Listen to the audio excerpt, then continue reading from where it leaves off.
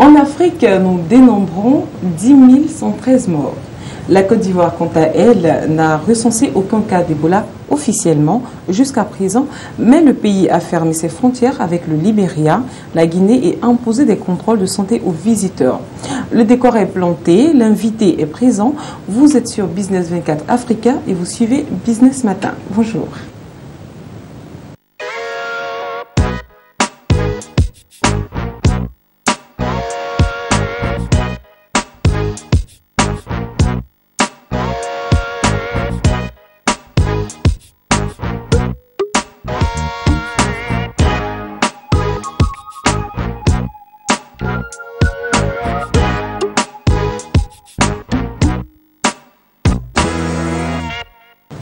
« 10 114 décès. Voici le bilan officiel de la CEDEAO sur le nombre de morts dus à la maladie à virus Ebola. Ebola, en réalité, est le nom d'une petite rivière congolaise. Le tout premier cas, appelé patient 0, s'étant déclaré dans cette région, la maladie a donc pris le nom de cette rivière. Quant à la peur, quand la peur prend le pas sur la rationalité, Business Matin intervient. Pour le sujet du jour, nous sommes en compagnie de Dr Koménan Narcisse, économiste présent sur notre plateau. Il nous éclaire. Bonjour docteur. Bonjour madame. Alors, bienvenue sur le plateau de Business Matin. Merci. Alors, est-ce que vous pouvez nous présenter aux téléspectateurs qui nous suivent patiemment? Je suis Dr Koménan Narcisse. Je suis enseignant-chercheur à la faculté de sciences économiques et de gestion à l'université Félix-Houphouët-Boigny de Cocody, également chercheur au CIRES. D'accord. Alors, comment avez-vous réagi, vous, d'abord en tant qu'être humain, à l'annonce de la maladie? En tant qu'être humain, il faut dire que c'est une maladie qui frappe un pays voisin, donc il fallait tout de suite réagir et ça nous a attristés dans la mesure où la Guinée et même le Libéria, la Sierra Leone, ce sont trois pays qui revenaient de crise, en particulier le Libéria qui avait connu pas mal de crises déjà depuis quelques temps. Et donc, ce mal allait être un fléau de plus. Et là, ça nous a vraiment attristés parce qu'il y a des choses qu'il fallait déjà penser à faire. Alors, maintenant, en tant que chercheur, quelle a été votre réaction? En tant que chercheur, tout de suite, on se rend compte qu'au niveau de la recherche, peut-être que des actions n'avaient pas été menées. Et même si c'était le cas, est-ce que la recherche avait été conduite de sorte à pouvoir repousser cette maladie? Et donc, ça posait encore la problématique du financement de la recherche dans nos pays. Donc cela nous a interpellés et nous a montré combien de fois, quelquefois, et on n'avait pas toujours les moyens d'aller vers la recherche et donc de nous préparer vis-à-vis de certains maux qui peuvent miner notre continent. Alors maintenant, on va achever cette partie de reconnaissance de la maladie, mais avec maintenant le côté économiste. En tant qu'économiste, quelle a été votre réaction? En tant qu'économiste, tout de suite, on a compris que des efforts devaient être faits. Et on a compris que tout de suite, au niveau gouvernemental, il y a des réallocations au niveau du budget qui allaient se faire. On a compris que les dépenses publiques allaient augmenter. On a compris que cette incidence de la maladie allait avoir des répercussions graves sur l'économie. Et je crois que certainement on aura l'occasion d'en parler au cours de cette émission. Bien évidemment, c'est la raison pour laquelle vous êtes présent sur ce plateau. Merci. Alors, quel ressentiment avez-vous pour les autres pays, à savoir la Guinée, le Libéria et la Sierra Leone? Il faut dire tout de suite que cette maladie à virus Ebola était une maladie très grave, dans la mesure où ça venait pour disloquer la structure économique même de ces pays. N'oublions pas que ces pays, je l'avais dit tantôt, ont connu des crises. Donc ces pays étaient en train de relancer leur économie, c'est-à-dire remettre les différents pays respectifs sur le chemin de la croissance et du développement. Mais voilà que la maladie arrive. Donc à partir de là, ça bouleverse tout le processus de développement qui est mis en œuvre, il faut remarquer qu'à cause de la peur d'être contaminé, on a eu pas mal d'absentéisme au travail. On a vu des entreprises qui ont fermé, le ralentissement de la consommation. On a pu constater qu'au niveau même de la fermeture des frontières avec les pays voisins, ça a créé une augmentation des prix. En réalité, les secteurs les plus touchés ont été le commerce et le secteur minier. On a assisté aussi à des effets néfastes sur l'agriculture et sur les services. Donc, je crois que ceci a eu vraiment des impacts très graves sur le taux de croissance de ces pays. Alors, concernant justement ces pays et les liens qui existent avec la Côte d'Ivoire, qu'est-ce que vous pouvez nous en dire? Concernant ces pays, en particulier les pays frontaliers, je veux parler de la Guinée et du Libéria. Tout de suite, la Côte d'Ivoire a eu à prendre des mesures de précaution par la fermeture des frontières, et cela a tout de suite contribué à ralentir l'activité économique, c'est-à-dire les échanges, le commerce entre les nations, et tout ceci a pris un coup. À partir de ce moment, on a pu comprendre un renchérissement au niveau des prix, d'où une inflation. Cela a constitué un frein dans le processus de consommation et donc mis en mal la sécurité alimentaire. Mais il faut préciser également qu'au niveau de la fermeture des frontières, ça a eu un impact aussi négatif sur l'acheminement des produits sanitaires en vue de prendre soin des populations touchées par le virus Ebola. Alors pour vous, quel impact sur l'Afrique?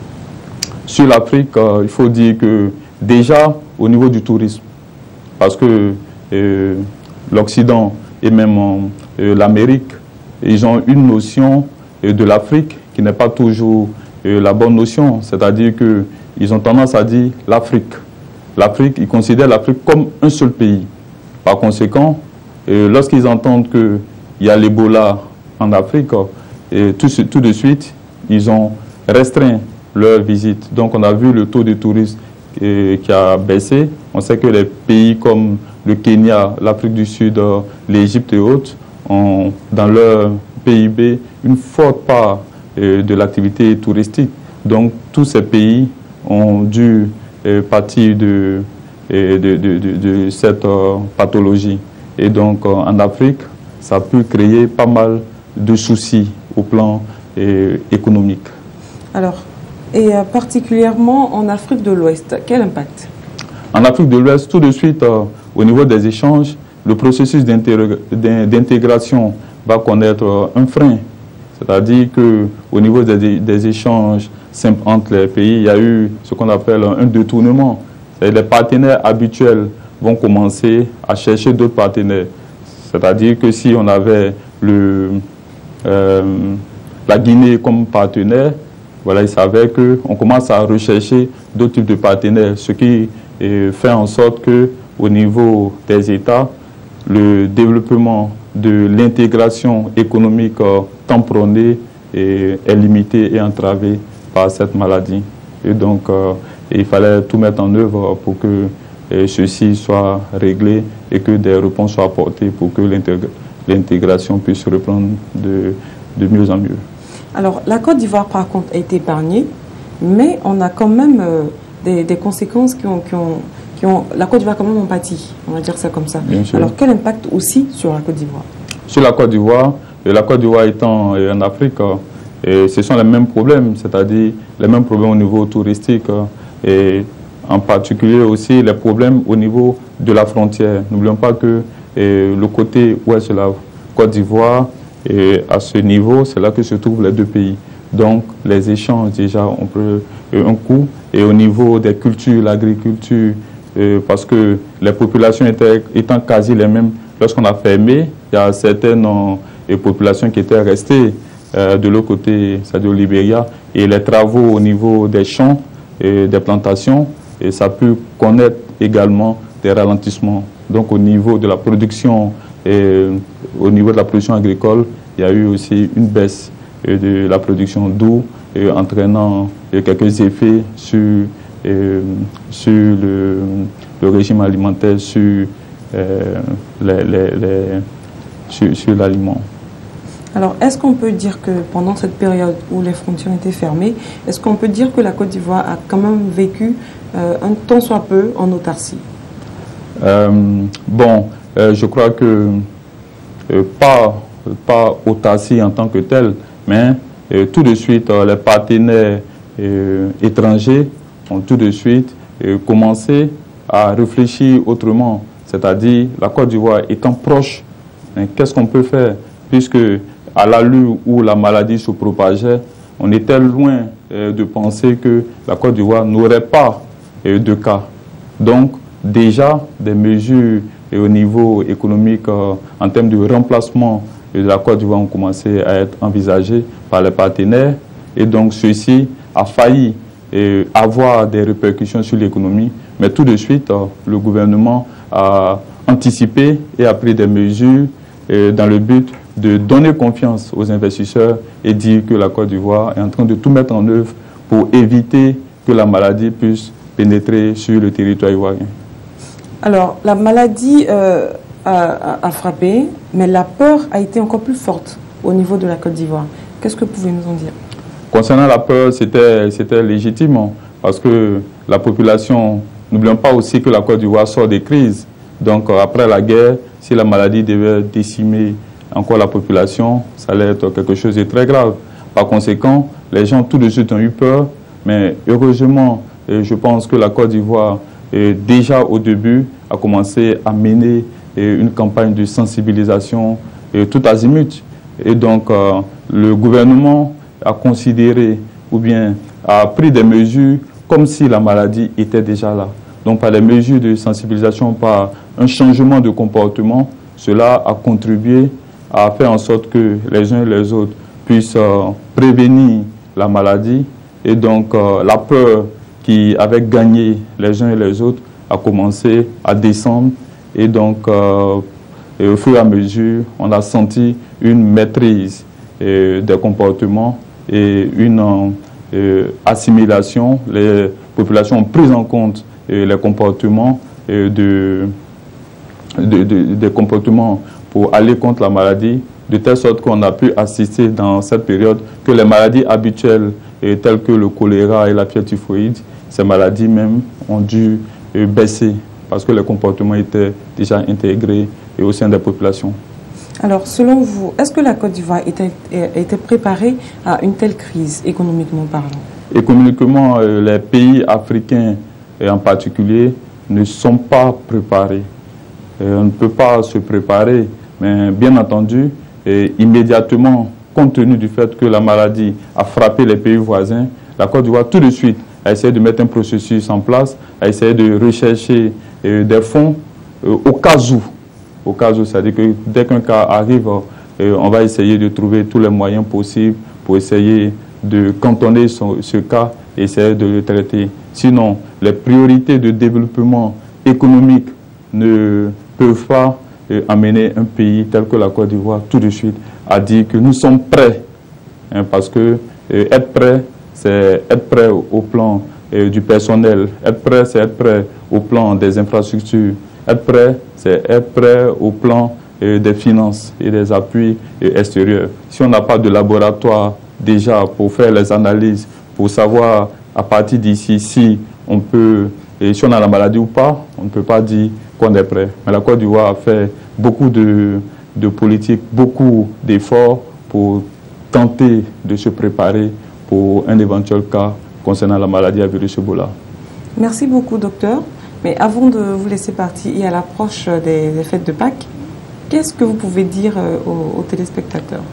Oui, je veux dire qu'à l'approche des fêtes de Pâques, il faut comprendre que les populations, surtout les populations du centre, qui ont coutume à manger la viande de brousse pendant cette période, il faut dire à ces derniers que ce n'est pas encore fini. La maladie n'est pas encore finie. Et que même si au Libéria, on dénote aucune contamination durant ces dernières périodes, il faut savoir qu'il y a certains malades qui sont toujours en état de contagion.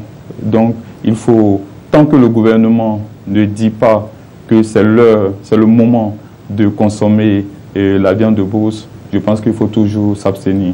Ce sont ces méthodes qui nous ont permis de ne pas avoir de cas d'Ebola ici. Donc, il faut continuer. Voilà ce que j'avais à dire. Merci, docteur, de votre présence sur notre plateau. Merci Business Matin pour aujourd'hui, ce n'est pas fini, nous continuons. Mais avant, si vous avez une activité lucrative ou non, que vous voulez faire connaître avec Business Matin, cela est possible. Nous vous offrons donc la possibilité de venir sur notre plateau pour présenter votre activité. Qu'est-ce qu'il vous faut faire? Il vous faut simplement composer le numéro qui s'affiche juste au bas de votre écran. Nous continuons Business Matin avec Sylvestre Aferi pour Infotique.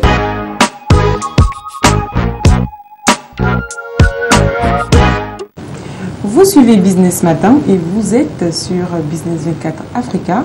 Et désormais, vous pouvez nous suivre sur YouTube ainsi que sur abidjan.net. Bonjour Sylvestre Aferi. Bonjour Noélie, bonjour à tous nos téléspectateurs. Qu'est-ce que vous avez pour nous aujourd'hui? Alors, comme d'entre deux jeux, vous l'avez dit, les vidéos de Business Matin, Business 24 sont sur YouTube, sont sur abidjan.net. Les émissions, les émissions de Business 24 Africa. Voilà, donc on aura aussi l'occasion de pouvoir voir toutes les vidéos, toutes les émissions de Business 24 sur YouTube.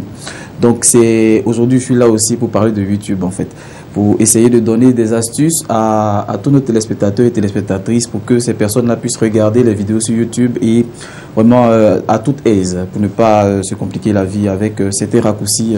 Voilà, alors quel est le raccourci que vous nous présentez aujourd'hui? Alors généralement lorsqu'on va sur YouTube regarder une vidéo, après avoir lancé la lecture de la vidéo, on peut appuyer sur la touche 3 ou la touche 5 de notre clavier juste pour pouvoir avancer. C'est-à-dire si on veut aller à 50% ou à 30% de la vidéo, on peut juste appuyer sur la touche 3 pour 30% ou 5 pour 50% ou 6 pour 60% et ainsi de suite. Ou 9 par exemple. Voilà, pour pouvoir mieux regarder la vidéo. C'est-à-dire que si on veut regarder la vidéo par exemple et qu'on veut arriver à la rubrique infotique, on peut juste appuyer 7 par exemple pour arriver à 70% de la vidéo pour pouvoir voir l'émission, voilà, pour pouvoir voir la rubrique infotique. Ça c'est bien dit. Voilà. Et à côté de cela aussi, il y a les flèches gauche et droite qui peuvent aussi nous aider à avancer la vidéo. C'est-à-dire qu'on peut avancer la vidéo en cliquant sur les flèches, soit à gauche ou droite, pour pouvoir aller un peu plus loin dans la vidéo aussi. Et également. Les touches dont vous parlez, c'est seulement les touches qui sont en rapport avec le numérique.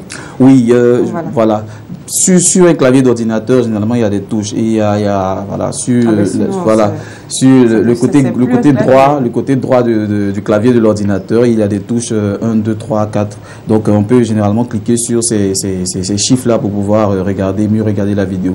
Généralement aussi, il y a des touches, des flèches qui indiquent la hauteur, en bas, à gauche, à droite, voilà. Effectivement, voilà, qu'on peut utiliser aussi pour pouvoir regarder la vidéo. Donc, les touches gauche et droite servent aussi à pouvoir soit reculer la vidéo, soit avancer la vidéo pour pouvoir mieux la regarder.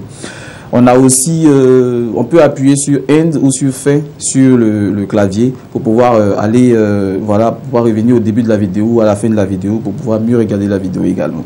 Les touches aussi, les flèches haut et bas, pour monter le son ou diminuer le son pour pouvoir mieux regarder la vidéo. Donc ces touches, c'est plus pour le volume? Oui, il y a les touches pour le volume.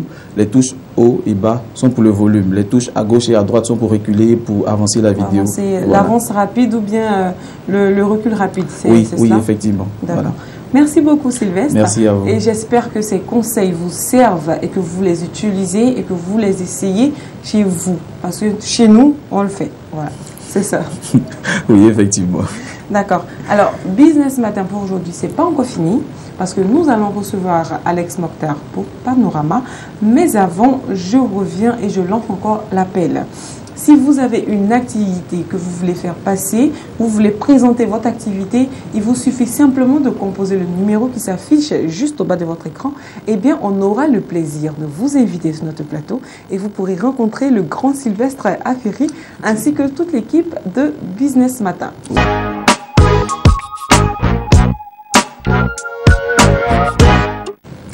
Actualité innovante et novatrice en Afrique, c'est avec Alex Mokhtar dans Panorama. Et c'est tout de suite. Bonjour Alex. Bonjour à vous Noélie, très heureux d'être là en votre compagnie bien sûr et en compagnie de nos fidèles donc téléspectateurs chaque matin qui sont des nôtres sur Business 24. Alors il faut dire qu'aujourd'hui, j'ai de bonnes nouvelles à vous apporter parce que l'économie en Afrique est en plein essor. C'est l'un des continents, j'ai l'habitude de le dire, hein, qui n'a pas forcément été touché ou frappé par les différentes crises économiques qui ont secoué le monde, même si on a parfois, étant dépendant bien sûr de l'aide internationale, été victime du ralentissement de certains investissements.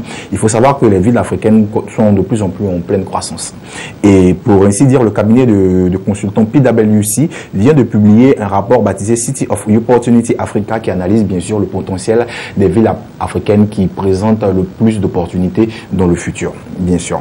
Alors, pour obtenir ce classement-là, ce cabinet a choisi des éléments très simples de s'appuyer tout simplement sur l'économie de ces villes-là, les infrastructures qui les composent, le capital humain, bien sûr, la démographie, le nombre d'habitants par capitale, tout simplement. Et tous ces différents grands thèmes-là sont subdivisés, eux, en 29 variables. Sous-variables, on dirait, on va pas les étaler ici. Oui. Mais pour approfondir cette analyse, ils se sont également appuyés, bien sûr, sur le PIB réel produit par ces villes-là. C'est vrai que tous les pays produisent en fait l'exercice, on dirait annuellement un certain PIB annuel du pays, mais ils ont mené une étude assez pointue pour déterminer un peu le PIB, je dirais un petit produit intérieur brut par capitale. Alors les villes qui offrent les plus belles opportunités dans le futur en Afrique sont au nombre de 10, hein, tout simplement. Alors en tête, on a Dar es Salaam.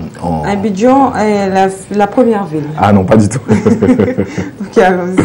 Rien Sokro dans ce cas. Non, pas du tout. Bon, on a Dar es Salaam donc en Tanzanie, on a Lusaka en Zambie en deuxième position. On a également Nairobi au Kenya. Lagos arrive en 4e position au Nigeria.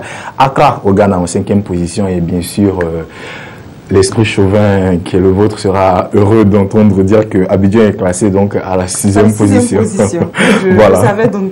Et juste derrière, on retrouve Kigali au Rwanda, Addis Abeba en Éthiopie, Kampala donc et le Caire en Égypte. Pour vous dire que voilà un petit peu ces villes-là qui, dans un futur très proche, vont connaître un essor beaucoup plus croissant et qui sont susceptibles, bien sûr, sur le continent d'attirer de plus en plus d'investisseurs parce qu'elles offrent de plus belles opportunités de développement et c'est tant mieux pour les populations qui y habitent. Et comme on le constate, la plupart du temps, ce sont des capitales de différents pays. Donc c'est pour ainsi dire que ces différents pays-là, bien sûr, connaîtront une certaine croissance dans un certain sens. Dans le cas d'Abidjan, par exemple, ça serait plutôt la capitale économique. Hein. Oui, tout à fait, tout à fait. Et puis bon, puisqu'on parle, comme disait quelqu'un, d'émergence qui est le mot à la mode en ce moment, cela vient traduire aussi, bien sûr, que nous sommes sur, je dirais, la bonne voie, pour ainsi dire. Voilà.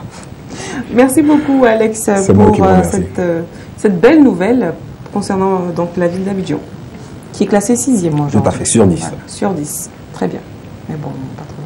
Alors, Business Matin pour aujourd'hui, malheureusement, c'est fini. Et c'est en compagnie d'Alex Mokhtar que Business Matin pour aujourd'hui prend fin. Mais je vous retrouve très bientôt pour un prochain numéro.